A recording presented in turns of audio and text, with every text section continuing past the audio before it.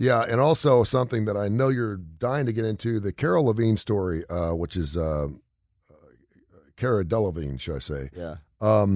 She was at the Met Gala last night, which is like the VMAs, man. I mean, they get after it. Did you see the dresses? It's unbelievable. And they were celebrating independence. It was the country's independence. It was a very patriotic type of feel to it. And so everyone was wearing the red, white, and blue. And man, it was the who's who of people showing up at the Met Gala. It was crazy. And the dresses were like outrageous. Well, Cara Delevingne wore the shirt. What is she? Is she a model? What is she? She's an actress model. Okay, okay.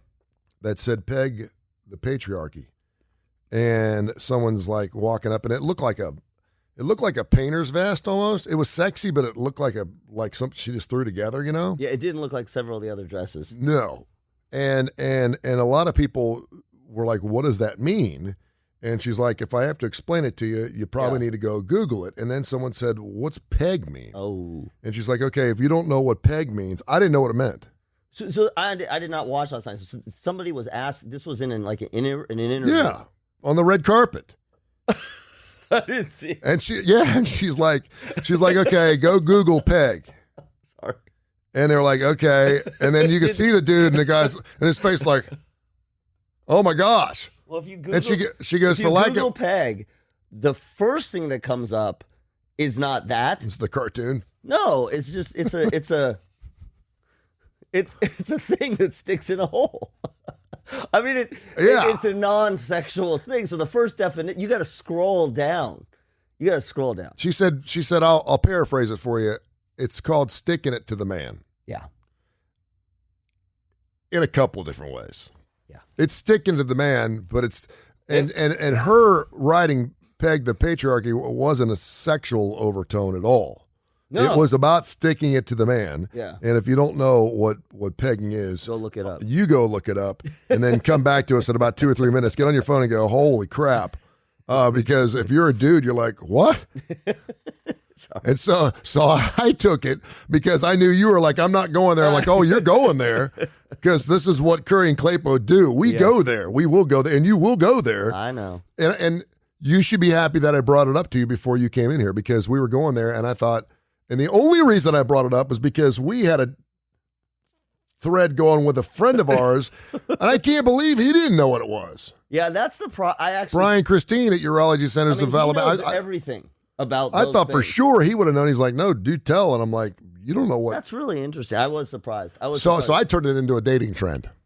That's when I was out. Well, then I sent you an article this morning. I saw maybe the it was just the picture, which I love. You want to talk about an icebreaker? It was written though They had a. It was a doctor that wrote it. Yeah, they had the columnist brought on as a sex therapist to discuss it in a very clinical way. It would be as if we had Dr. Misty on, which, look, you can talk about. I don't think what I told you was, I don't have a problem talking about it. That's not my area of expertise when it comes to intimacy and sexual relationships. Yeah, and that's a Dr. Misty thing. Well, and I was taking it more not from the actual, the idea of pegging. People right now are listening to us and going. I'd be surprised how many, because I think I know pretty much, and I didn't know what it was. I mean, by saying peg the patriarchy rhymes, I was kind of like, okay, she's obviously taking a stab at something. And then it was like, stick it to the man. I was like, okay. And I'm thinking to myself, you stick a peg. You got these. I don't want to get all the way into it now because we're going to go an hour on it. But the women like that scare the hell out of dudes. They should. And I'm thinking, man, how bad did someone give it to you that you feel like you need to proclaim this? Oh, we are going to go this. It's not just her. Like that. This is the patriarchy. But I mean, and I know she doesn't just because you're with a woman or you know a woman who may be a feminist or stands up for women's rights or even wears a shirt that says "Peg the Patriarchy" doesn't mean she hates guys. No, she just hates certain types of guys. But as men, we don't take it that way. We're like, I ain't going there because I know I'm going to hear about it. Because that is a woman who has had bad experiences or okay. Women who have not been treated badly by men Well, still, in their entire life, don't wear a shirt that says "Peg the Patriarchy." Oh, no, but they may absolutely agree with Peg the Patriarchy. They could, but more likely they're not. Oh no! If you had a woman, no, Wrong. no, you're totally wrong. Again, if for the most part, if there's a woman who's been treated incredibly nice her entire life, by she every had man that she's ever interacted for with, the most part, she's got a good dad. Find one. It's happened. Find one. I'm not talking about dad and husband. Find a woman who says she has not been negatively There's impacted. usually been something that puts them in order to be an activist for something in your life. You normally you've had something that has directly affected you at some point. Like I'll tell you what, and that's what I'm talking about. Or a daughter who didn't get hired. And that's what I'm talking about. I'm like, wow. And to wear that at a Met Gala, I'm like, wow, there must be something that's really stuck in her craw. Yes, and she has the platform. I mean, maybe she worked with Harvey Weinstein. I don't know. See, I think you're going. What I'm saying is, that is true, but you're taking it too far to the extreme. Well, what I mean by that is, it doesn't have to be a Harvey Weinstein situation to be that upset about the patriarchy. Well, and I could see her point just because the industries is in. Yeah, well, that's exactly. She sees it everywhere. It's probably happened to a lot of her friends. That's kind of what I'm saying. That's what I'm saying. So but not just sexual, and not just sexual harassment. Yeah. We'll talk about it. It doesn't have to be sexual harassment to look at the inequalities that women face in the world. Sure. No, it's. I mean, yeah, and that obviously scares guys because. Yes, we're lumped in with all these other knuckleheads, and not all guys are like that. We had a whole show on men are pigs a couple weeks ago that was you could also podcast, which was fantastic. We're not all pigs. We do dumb things. Well, not all sometimes guys we're pigs at some point during our lives, but we're not all pigs here. And so to be pigeonholed into you're taking an entire gender, yes, and saying okay, you guys are this, and that's a scary. I've been on dates with women like that. Well, it's scary because. It's scary because you feel like you got more to prove. Well, if you go out, and you do. Yeah, I know. You're on the losing team. That's the way I think. I know, and that's not really fair to the guy. Because you could be a really nice guy, and she's got overtures in her brain about Think about sports. Let's use a sports analogy. I agree with you, but think about sports. You've been playing for your whole career for a losing organization that is also known for unscrupulous practices. Mm-hmm. And you're like, hey, I'm on the up and up. I've done it right. Yeah, but you know what? Nobody cares because you're on this team. And this team is really bad. No, it's like being on the 1919 Black Sox. Yes. And every person on that team, there were some people saying, I had nothing to do with this scam, and the people don't care. But see, that's the thing that I say to men is stop getting so defensive because own the fact that you're part of a gender that has done horrible things to women. I didn't say you did it, but you are guilty. You are potentially guilty by association. And you have the opportunity to change that. There you go. That's all I'm saying. But it also doesn't mean that you may have been with a woman who really was done wrong. Yes. And there's a lot of work to be done there. Yes. And be compassionate. And a lot of guys aren't into doing that. But be compassionate. Don't play it off as, I've seen guys do this too. Hey, look, I didn't do anything wrong to you. It's like dating a woman who's been in an abusive relationship. There's a lot of work to be done. Well, yeah. There is. And I mean, I'm not saying it's not salvageable. You can make the argument that as a gender, there is collectively, it's been an abusive relationship. I mean, again, I'm not talking just sexual abuse. Look at the workplace. Yeah. The workplace is a perfect example. I mean, and you can do it in every industry. The sports. Oh my God, we got a female referee. What happened? Oh my God, we got our first female VP. Yep.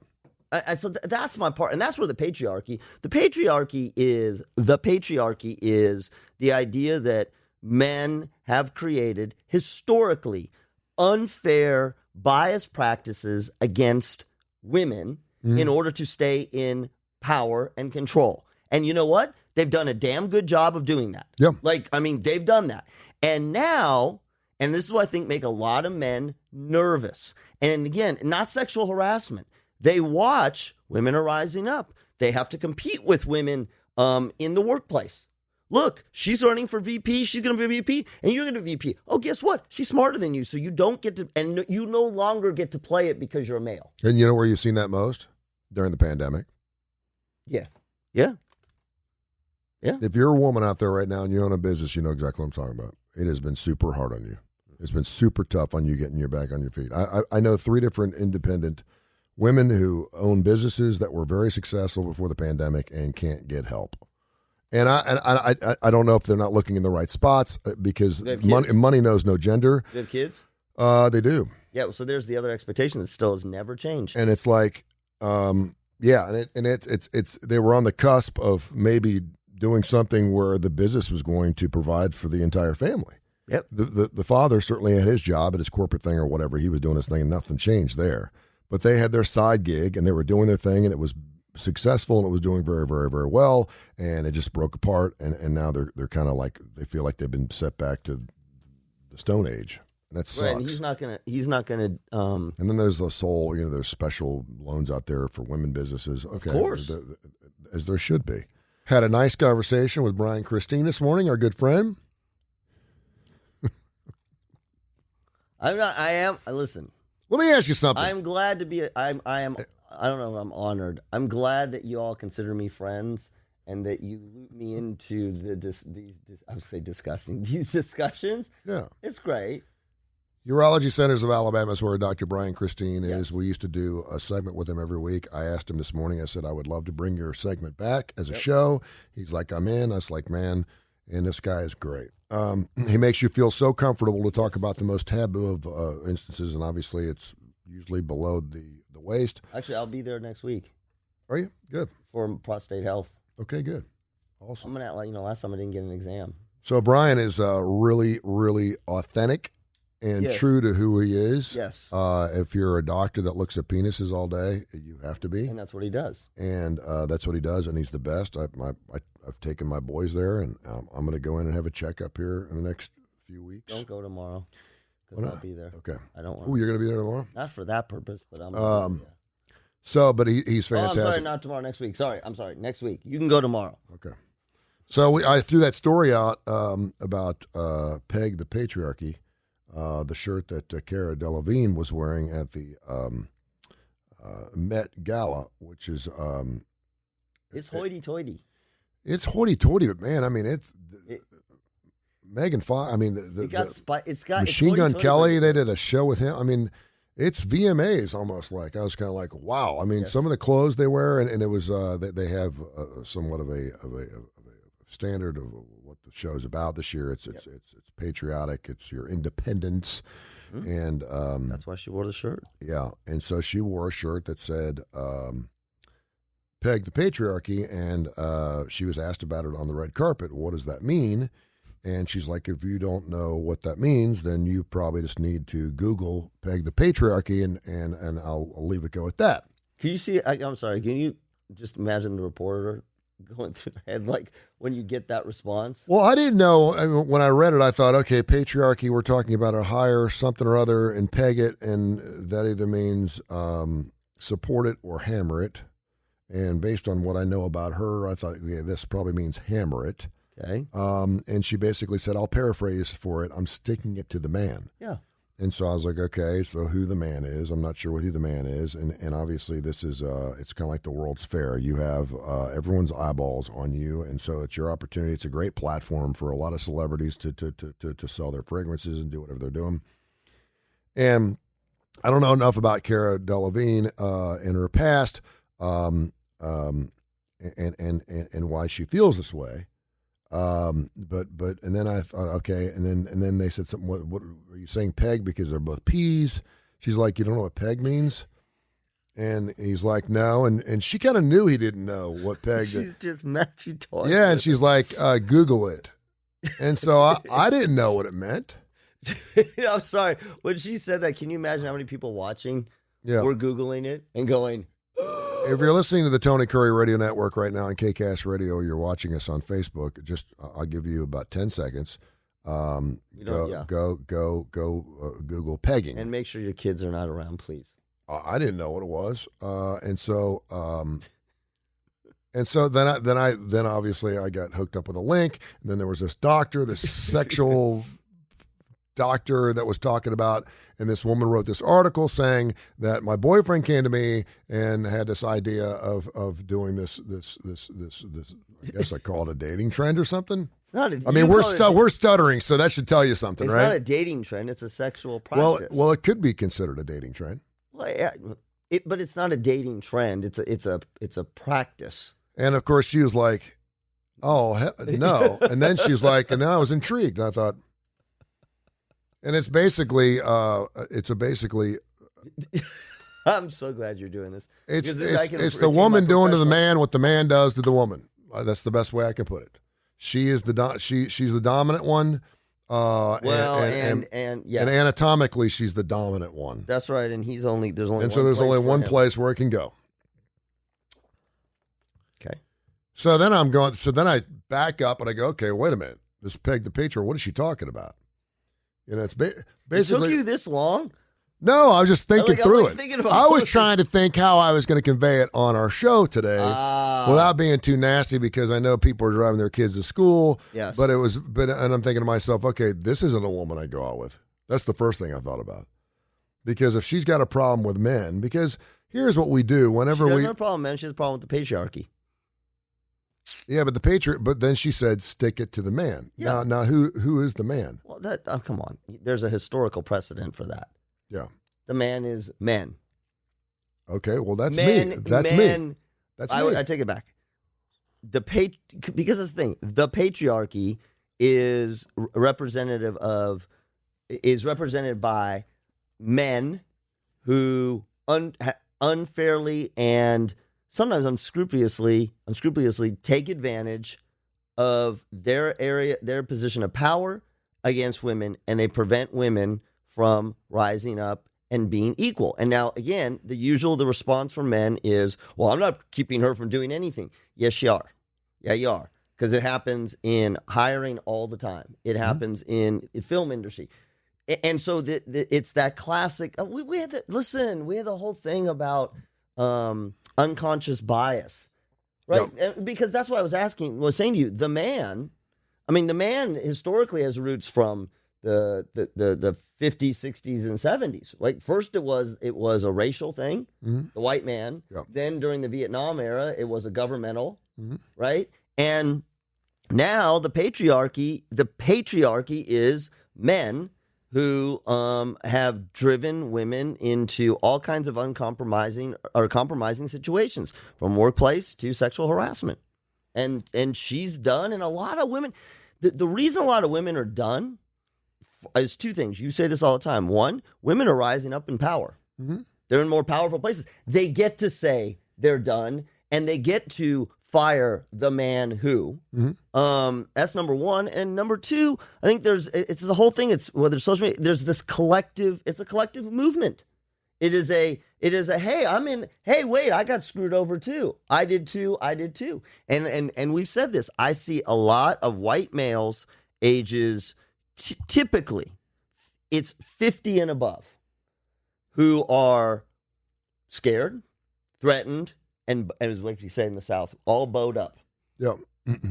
All bowed up because, wait a minute, this is not fair. I didn't do anything.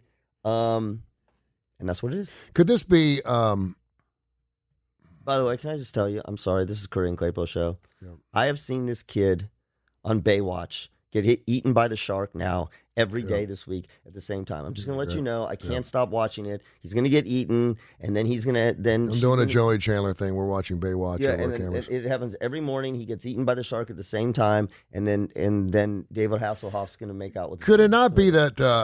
because patriarchy, it's funny because like everything else, whether it's Black Lives Matter, whether it's a women's movement, any type of movement, okay, that obviously has a lot of substance to it.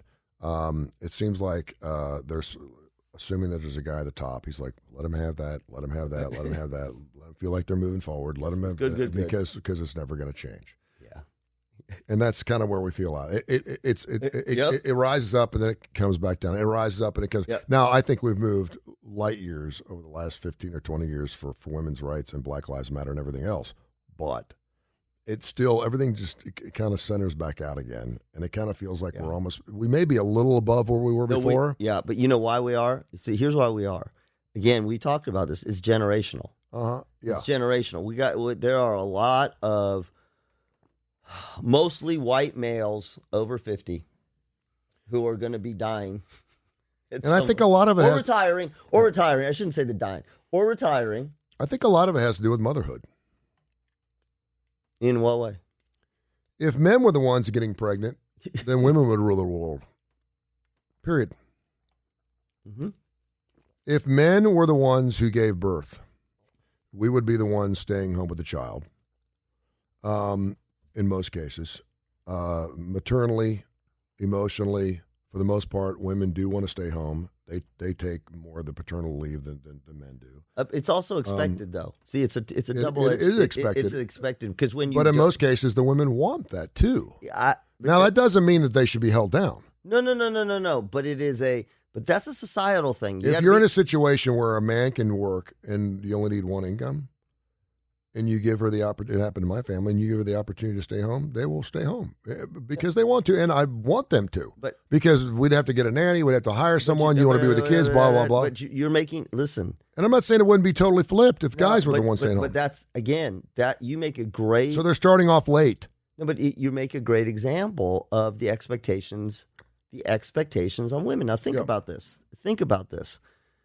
I understand, and this is why it's a generational evolutionary thing. Mm-hmm. In this day and age, right now, or within the last 10 years, why is it that if you're the one having the baby, that the assumption is, the general assumption, social norm, the assumption is that you want to stay home and that you should stay home for some period of time, even maternity. To me, it's super interesting because if you think about it, look what you've just been through. There's comedians who do this all the time. Look at what you've been through.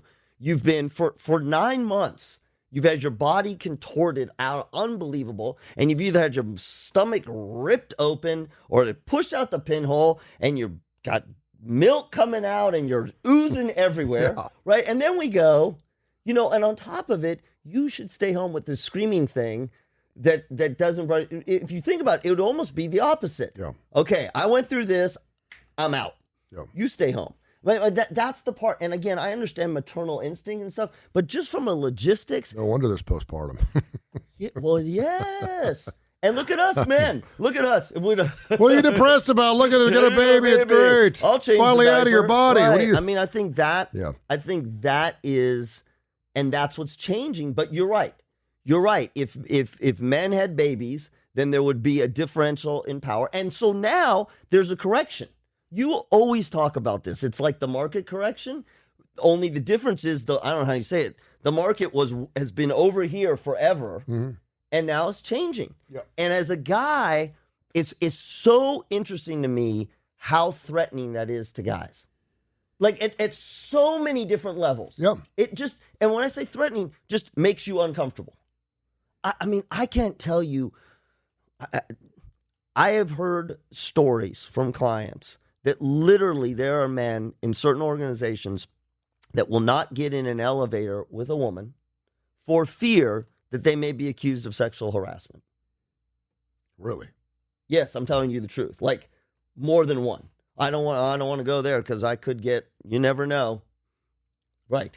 And that's more than one occasion. Why? Why what? Why do they think that? They're afraid with all the movement. Because any woman or just a particular woman? Any woman. It's sort of the Mike Pence kind of thing. Yeah. I don't want to be alone because. Yeah. But to me, that's a great example of men going, it's the seed has been planted. Tides are turning. Look, the other thing is look in corporate America, not just at the top, not just the CEOs, and you can do this in sports too. Look at that next level. The level always was sort of directors, female coaches of female teams. It was kind of like right there. Yep. What's happening now? Now you've got CEO women. You've got SVP, EVP women. You have women coaches, women, Jenny Buss, you've always women owners. And so what's happening is it's no longer all men at the top. mostly at the top, but they're coming up. And that's why the next generation, 40s and younger, very different perspective. Very different perspective. They may still feel threatened that, they're not going to be at the top, but they look at parenting, they look at relationships incredibly different. It's like night and day, because for them, frequently their boss is a woman. Yep. Their colleagues are a woman. Mm-hmm. And it's just it's a totally different vibe. Yeah, I mean, I just looked at it from a psychological standpoint with what Cara Delevingne was wearing, and I'm thinking, okay, someone must have done her wrong. Someone must have done her bad, because why is she taking such a taking shot here? And again, it could have been a friend of hers. It could have been her specifically. Yes. And it doesn't. My only point was, it doesn't have to be done or wrong. Does not have to be sexual harassment. Yeah, yeah, and it's the Me Too. It's Me Too. I want to say this. I shouldn't say this, because it's not Me Too. Me Too had to do with harassment. Yeah. And it created a movement of empowering women. This is different. The patriarchy part is not just about harassment. This is about unfair practices in anything, from maternity leave to expectations about how women should look, to body shaming, to salaries. And it is generational, because yeah. Yep. Guys, and regional. Yeah. And regional. And it's going to take. We got 20 more years. It's going to be more than that, because even our generation hasn't gotten it right yet. Well, oh yeah. Okay, 30. And so we're going to, again, in a lot of cases, they're going to have to die off. Well, and that's why I was saying retire or die off. Yes. And then when they do die off, is a man taking that position? Because if he's taking that, well, then that's another happening generation. Right now. Yeah. That's happening right now. But I think the difference is the younger men who are taking these positions don't have the same perception as the older men. They don't. They absolutely don't. I mean, again, I'm broad brushing it. I spend most of my time with my female clients helping them navigate in the workplace unfair practices that are not illegal. Yeah. But unfair practices, expectations that are not fair, including down to expressing frustration, conflict, emotions. You see in the workplace all the time. It's usually a man on top. Hey, this is not about emotions. Yep. We got to check those emotions at the door. Okay, so then at that point I would go, okay, listen, Cara Delevingne, what are we going to do about it? Yeah. You got the shirt on. I posted the picture. She's got. Well, what did she say? Or what would she say? She didn't say. I mean, it was very uncomfortable. And she did the interview, and she's like, "You just need to look it up." Blah blah blah. Then she answered some questions, and then she walked off. And so it's kind of like, okay, so what are we going to do about it? What are we going to do to make it more equal and to give more women the opportunity to rise in their workplace or anything else? And in a lot of cases, again, because of motherhood and because a lot of women, I think, get a late start. That's true. And it's not their fault. But if they do decide to stay home, because you see women that get right into the workforce at the age of 22, 23, when they get out of college and they give birth to a child, they start a family with a guy, and they're still working. And you do see those women rise. But I mean, if you're sitting there out of the workforce for 20 years or 15 years or whatever till the kids fly the coop, and all of a sudden you want to decide you want to jump into it's hard. But so here's the other piece that's more subtle.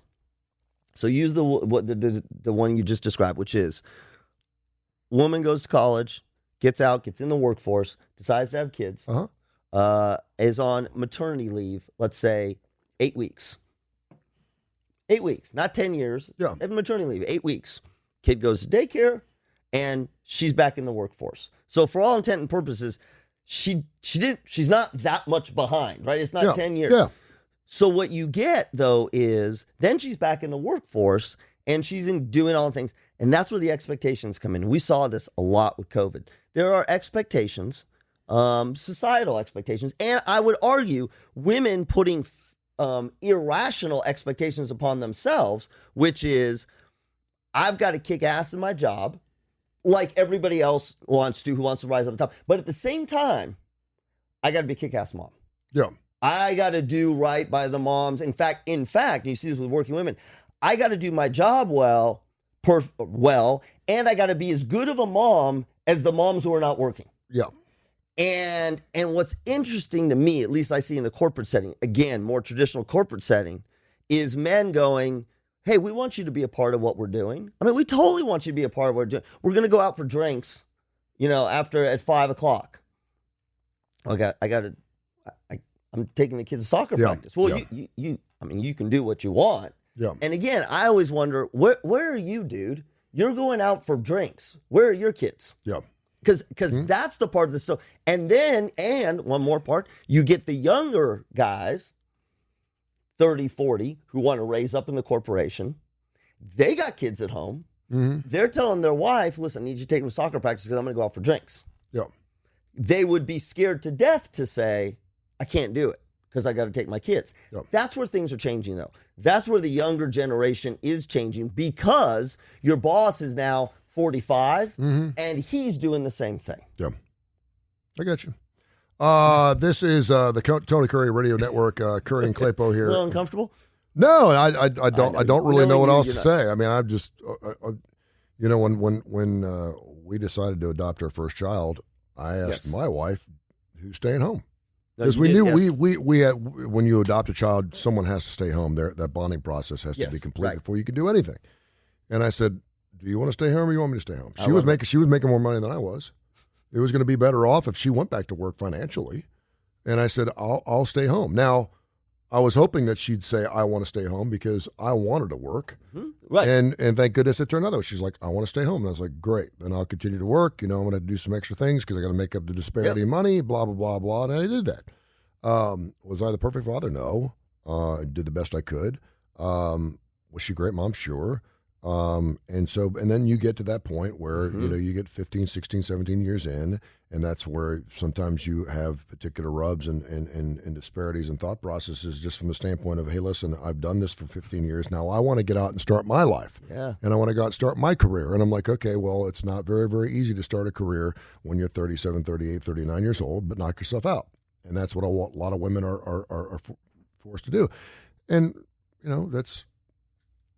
Again, because of motherhood, I think they get a late start. And because they get a late start, again, I'll flip the tables. If the guys were the ones getting pregnant, I think it's not about strength or brawn or any of those things. There are some jobs that men can do a little bit. It is control. It's historical control. Yeah. I mean, again, you could use you could put so many things into place. Just think about China, where till just 5-10 years ago, they were allowed to have one child. Okay, well, are those women working? I mean, what's no? It's all men. Take it to the extreme. Look at Afghanistan for speaking your mind. Yeah, you're beaten.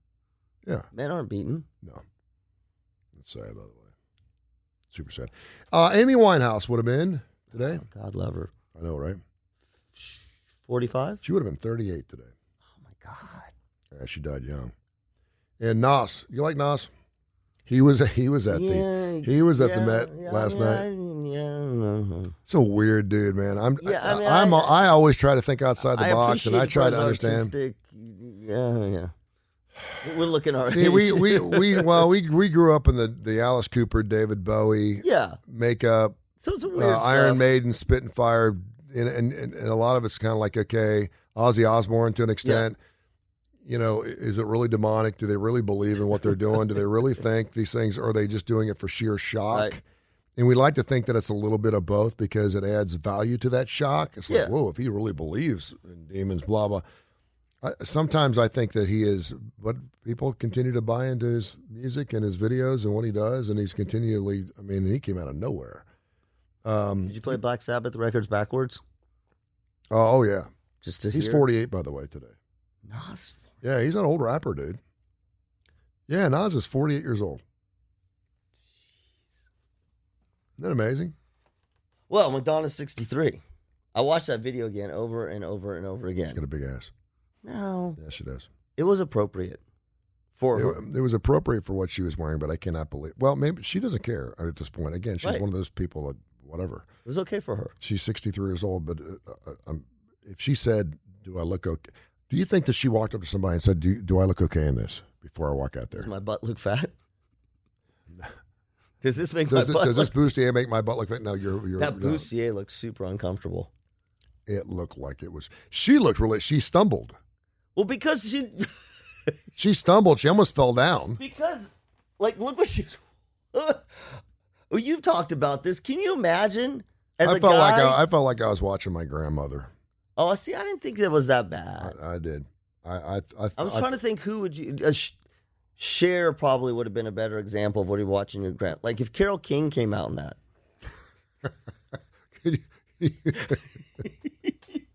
Gladys Knight comes out and something like that. And you're like, Gladys Knight doesn't need ooh, to. Julie Andrews. Yeah, right. Barbara Streisand. Yeah. But that's why I'm saying it was fitting for Madonna. I struggle with people growing gracefully old.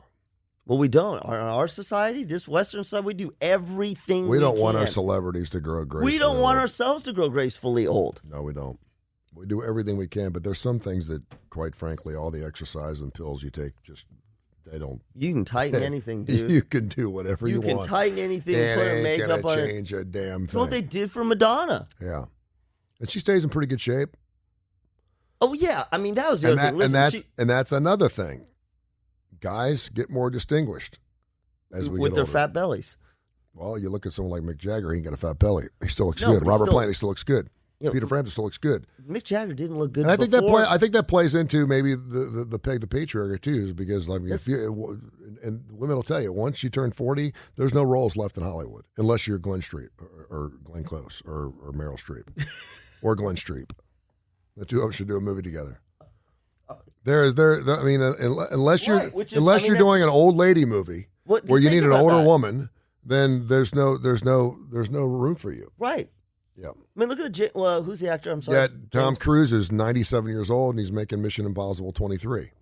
He's still out there doing. He's 57. How much work do you think, John? Do you think Tom Cruise?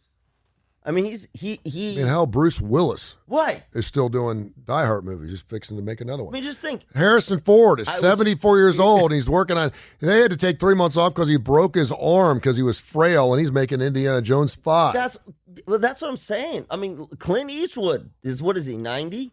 Mm-hmm. Well, he got smart though. He started directing movies, and then he would put himself in the movies. If you're a male actor, you can work as long as you want. Morgan Freeman didn't get started till he was 60. Because there's no expectation, A, that you look young. B, there's no expectation for many parts, not all parts, that you have to be in great shape. Unless you're in other words, for female parts, it's you need to be in great shape unless you're playing someone who's not in great shape. Man, there's so much more. Yeah. There's so much more room. I mean, I don't know how ripped Harrison Ford is, but he probably doesn't have to be incredibly perfect, right? And no, he can't play. Well, James Bond. What's the actor James Bond? That is really interesting because I'm thinking like a Jurassic Park. Yeah, go through it. I'm thinking Laura Dern. Yes. Laura Dern was rocking. Yep. She had the boots on, the shorts, and she was attractive. She wasn't in that movie for any sexual purposes by any stretch. But like if you made a Twister 2 right now and tried to put Helen Hunt in it, it ain't working. Right. It ain't the same. And that sucks for women. That really does. You see what I'm saying? That's exactly and peg the parts patriarchy. You start wearing a shirt.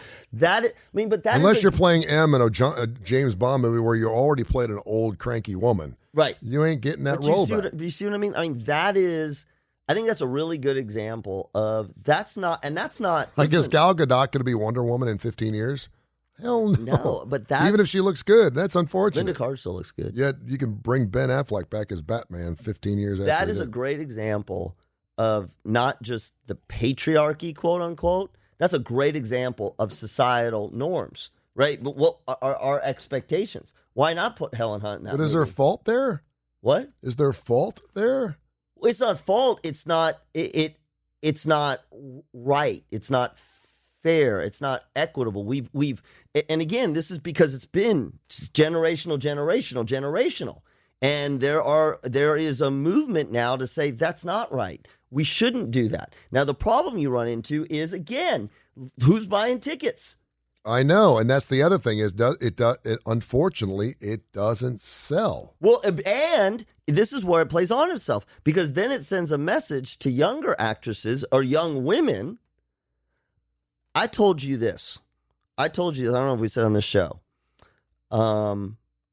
I know many women who will tell you that their entire life they were taught to hold their stomach in. Yeah. From, let's just say, puberty on. And I learned this recently. Mm. And I was like, what? Oh, yeah. Yes, you just, as a woman, you hold your stomach in. Now, this is not whether you're overweight or not. Yep. You tighten your stomach and you hold it firm. I was like, you got to be kidding. All the time? And they're like, well, yeah, that's because you do that because otherwise your stomach will pooch out, even if you're not fat. Yeah. Just learn it. And I just thought, I mean, were you taught to hold your stomach in all the time? No. Never. I did, but no.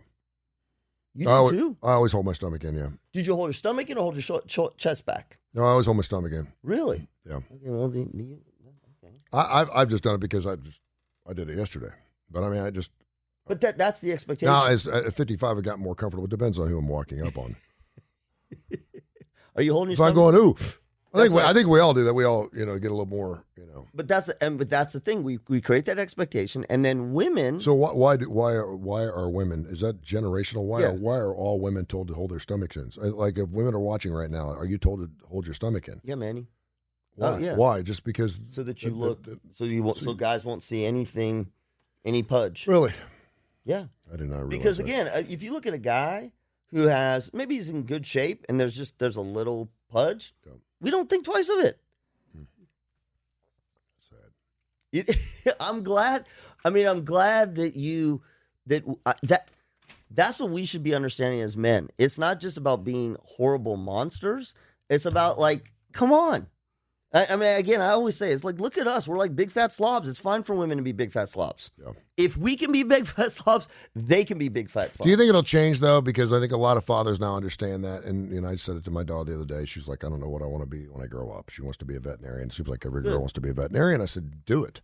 I said, but you could do whatever you want. I said, You're 9 years old. You get time to think about this. Not a lot. But you got, you better start specializing. Yeah, I know. At 9 years old now, you got to start taking classes on what you want to be. I'm like, it used to I'm be. sorry, you can't we be a used to be in veterinarian. 11th grade. By the way, what do you want to take in college? I haven't decided yet. Now it's like at the age of 9, you have to start declaring your.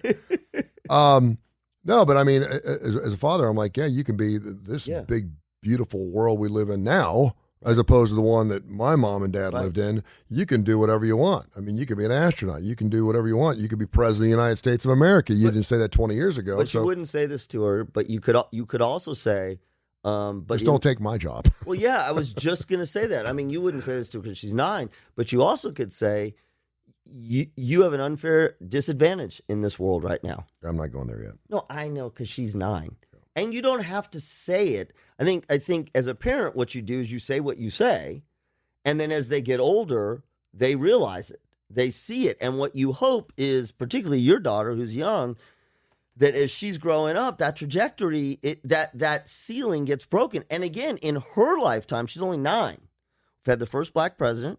We've had the first female vice president, right? I mean, what you hope is in her relatively next several years, relatively few years, we'll have the first female president. We've had, again, CEOs, head coaches. Yeah. I mean, when are we going to see the first head coach in a male sport? Female head coach? Yeah. Do we have that? At the highest? We don't have at the highest level. Do we have in college? No, I mean, we have women on NFL staffs, but we don't have a female coach. We don't have. What about, but go a sport that women play. Like, because the football one is hard because, well, female football, there's Rachel does, there's female football leagues. Yeah. Now, why don't we have women playing football? Lingerie league. What? Lingerie league? No, why don't we have women playing football?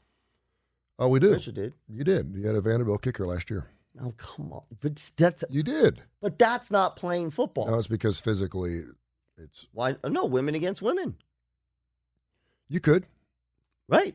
I mean, there's no reason. Did you watch the Olympics? And it's funny because the only women league we do have is the lingerie league. But okay. Oh, we have a women's league. They don't wear no clothes. It's great. I watch it every weekend. That thing's been going 15 years. You know who started first women pro football? Did you watch women's rugby? Oh man, women rugby players are rocking, dude. And I think that is the example. Like, I want to see the first female NBA not WNBA, NBA coach. Look at it. Look at the flip Well, side. you had one that coached last year when Coach Pop went out. When he went out, but that's brought second in. line, yeah. Brought in. You will someday. Men listen to women. Post up, yes, ma'am.